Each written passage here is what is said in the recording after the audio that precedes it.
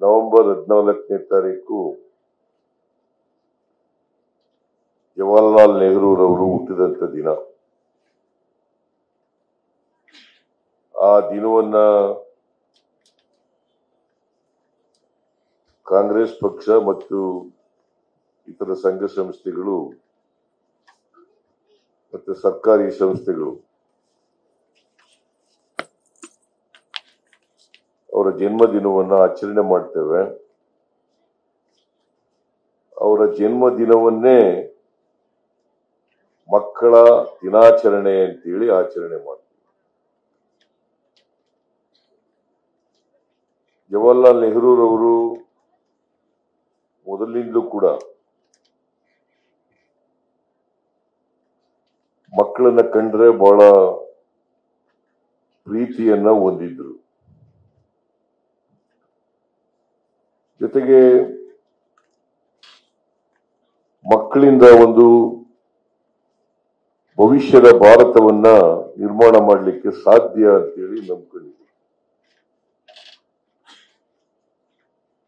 ಅವರು ಮಕ್ಕಳನ್ನ ಬಹಳ ಪ್ರೀತಿಸ್ತಾ ಇದ್ದರಿಂದ ಅವರನ್ನ ಚಾಚಾ ನೆಹರು ಅಂತಲೂ ಕೂಡ ಕರಿತೀವಿ. ಚಾಚಾ ನೆಹರು ಅಂತಲೂ ಕೂಡ ಕರಿತೀವಿ.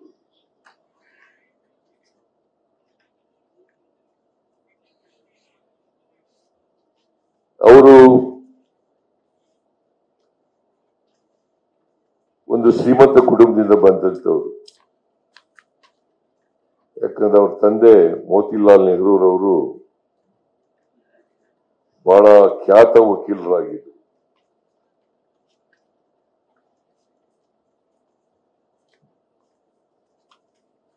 ಕೈ ತುಂಬಾ ಸಂಪಾದನೆ ಮಾಡ್ತಾ ಇದ್ರು. ನೆಹರೂರವರು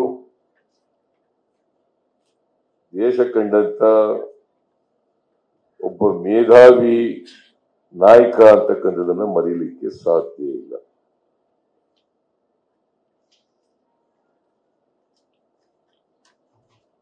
ಸಾವಿರದ 1900ನೇ ಇಸ್ವಿ ಇದೆಯಲ್ಲ, 1900ನೇ ಇಸ್ವಿ, ಆ ವರ್ಷ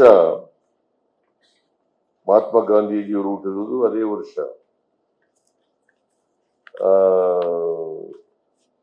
ನೆಹರೂರವರು ಹುಟ್ಟಿದ್ದು ಅದೇ ವರ್ಷ.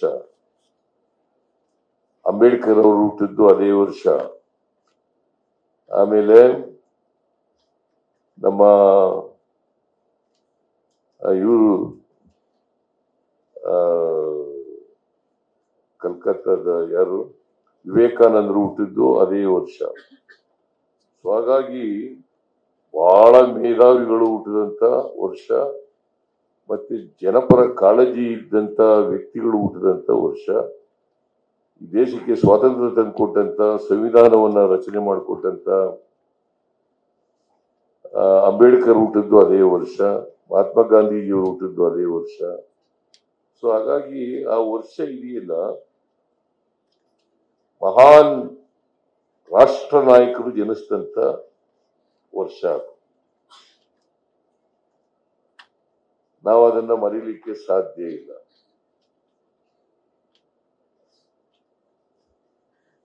ಸುಮಾರು 200 ವರ್ಷಗಳ ಕಾಲ ಬ್ರಿಟಿಷ್ನವರು ಈ ದೇಶವನ್ನ ಆಳಿದ್ರು. ಸುಮಾರು 600 ವರ್ಷಗಳ ಕಾಲ ಮೊಘಲರು ಈ ದೇಶವನ್ನ ಆಳಿದ್ರು. ಹಾಗಾಗಿ ಭಾರತ ದೇಶ ಸಂಪದ್ಭರಿತವಾಗಿರ್ಲಿಲ್ಲ. ಸ್ವಾತಂತ್ರ್ಯ ಬಂದಾಗ ಬಹಳ ಅನೇಕ ಸಮಸ್ಯೆಗಳನ್ನು ಎದುರಿಸ್ತಾ ಇರ್ತಕ್ಕಂಥ ಪರಿಸ್ಥಿತಿ.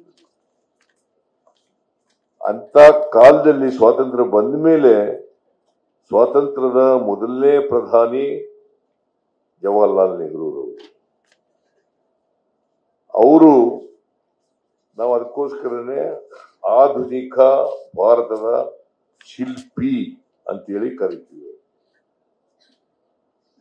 17 ವರ್ಷಗಳ ಕಾಲ ಸುದೀರ್ಘವಾಗಿ ಈ ದೇಶದ ಪ್ರಧಾನಮಂತ್ರಿಯಾಗಿ 17 ವರ್ಷಗಳ ಕಾಲ. ಇನ್ನು ಬದುಕಿದ್ರೆ ಇನ್ನು ಮುಂದೇನು ಆಗ್ತಾ ಇದ್ರು.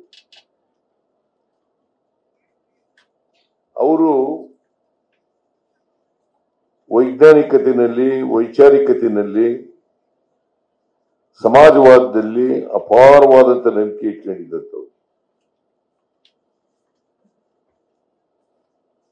ಅವ್ರ ಕಾಲದಲ್ಲಿ ಮಿಕ್ಸೆಡ್ ಎಕಾನಮಿ ಪ್ರಾರಂಭ ಆದದ್ದು. ಮಿಶ್ರ ಎಕಾನಮಿ ಪ್ರಾರಂಭ ಆದದ್ದು ನೆಹರೂರವರ ಕಾಲದಲ್ಲಿ. ಅನೇಕ ಕೈಗಾರಿಕೆಗಳು ಈ ದೇಶದಲ್ಲಿ ಬಂದಿದ್ರೆ, ಅನೇಕ ಅಣೆಕಟ್ಟೆಗಳು ಈ ದೇಶದಲ್ಲಿ ಆಗಿದ್ರೆ, ಈ ದೇಶದಲ್ಲಿ ಅನೇಕ ಸಮಸ್ಯೆಗಳಿಗೆ ಪರಿಹಾರ ಸಿಕ್ಕಿದ್ರೆ ನೆಹರೂರವರು ಕಾರಣ ಅಂತಕ್ಕಂಥದನ್ನ ನಾವೆಲ್ಲರೂ ಕೂಡ ಅರ್ಥ ಮಾಡ್ಕೋಬೇಕಾಗ್ತದೆ.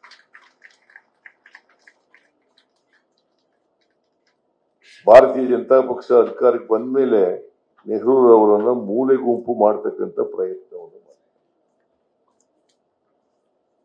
ನೆಹರೂರವರನ್ನ ಮೂಲೆ ಗುಂಪು ಮಾಡ್ತಕ್ಕಂಥ. ನೆಹರೂರವ್ರಿಗೆ ಯಾವ ಸ್ವಾರ್ಥ ಇರಲಿಲ್ಲ. ದೇಶದ ಅಭಿವೃದ್ಧಿನೇ ಅವರ ಉದ್ದೇಶ ಆಗಿತ್ತು. ದೇಶದ ಅಭಿವೃದ್ಧಿ ಮಾಡಬೇಕು, ದೇಶದಲ್ಲಿ ಆಹಾರದ ಸ್ವಾವಲಂಬನೆ ಆಗಬೇಕು, ದೇಶದಲ್ಲಿ ಇರ್ತಕ್ಕಂಥ ಎಲ್ಲ ಜನರಿಗೆ ಕೆಲಸ ಸಿಗಬೇಕು, ಎಲ್ರಿಗೂ ಉದ್ಯೋಗ ಸಿಗಬೇಕು. ಅದಕ್ಕೋಸ್ಕರ ದೊಡ್ಡ ದೊಡ್ಡ ಕೈಗಾರಿಕೆಗಳು ಬರಬೇಕು, ಅಣೆಕಟ್ಟೆಗಳು ಬರಬೇಕು ಅಂತಕ್ಕಂಥದ್ದು. ಆ ಕಾರಣಕ್ಕೋಸ್ಕರನೇ ಪಂಚವಾರ್ಷಿಕ ಯೋಜನೆಯನ್ನ ರೂಪಿಸಿದ್ರು.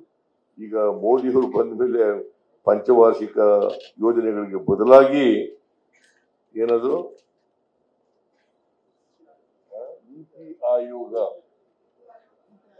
ನೀತಿ ಆಯೋಗ ಅಂತ ಮಾಡಿದ್ದಾರೆ.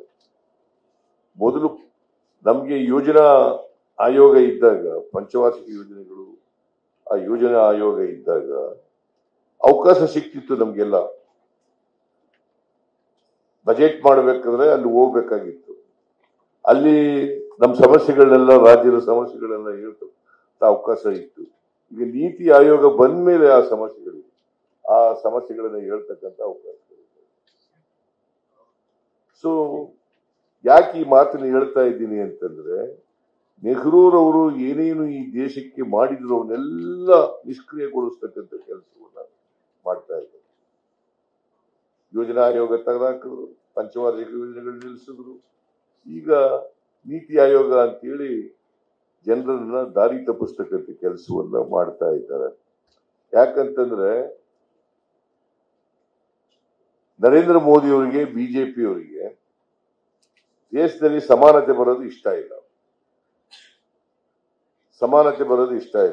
ಸಾಮಾಜಿಕ ನ್ಯಾಯದಲ್ಲಿ ನಂಬಿಕೆ ಇಲ್ಲ, ಸಂವಿಧಾನದಲ್ಲಿ ನಂಬಿಕೆ ಇಲ್ಲ, ಪ್ರಜಾಪ್ರಭುತ್ವದಲ್ಲಿ ನಂಬಿಕೆ ಇಲ್ಲ. ಅದಕ್ಕೋಸ್ಕರ ಸಂವಿಧಾನವನ್ನೇ ಬದಲಾವಣೆ ಮಾಡಬೇಕು ಅಂತೇಳಿ ಹೊರಟಿದ್ರು. ನೆಹರೂರವರು ಸಂವಿಧಾನ ಗಟ್ಟಿಯಾಗಲಿಕ್ಕೆ ಪ್ರಯತ್ನವನ್ನು ಮಾಡಿದ್ರು. ನಮ್ಮ ಸಂವಿಧಾನ ಗಟ್ಟಿಯಾಗಬೇಕು, ಯಾಕಂದ್ರೆ ಅವರು ಕಾನ್ಸ್ಟಿಟ್ಯೂಯೆಂಟ್ ಅಸೆಂಬ್ಲಿನಲ್ಲಿ ಮೆಂಬರ್ ಕೂಡ ಆಗಿದ್ರು.